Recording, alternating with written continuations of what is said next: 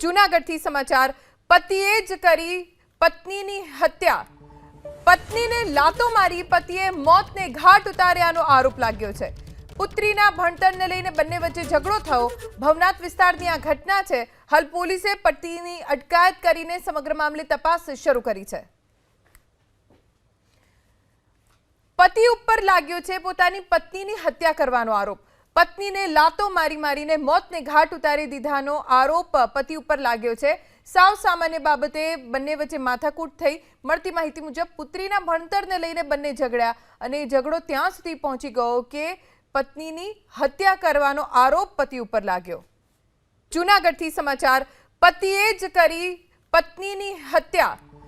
પત્નીને લાતો મારી પતિએ મોતને ઘાટ ઉતાર્યાનો આરોપ લાગ્યો છે પુત્રીના ભણતરને લઈને બંને વચ્ચે ઝઘડો થયો ભવનાથ વિસ્તારની આ ઘટના છે હાલ પોલીસે પતિની અટકાયત કરીને સમગ્ર મામલે તપાસ શરૂ કરી છે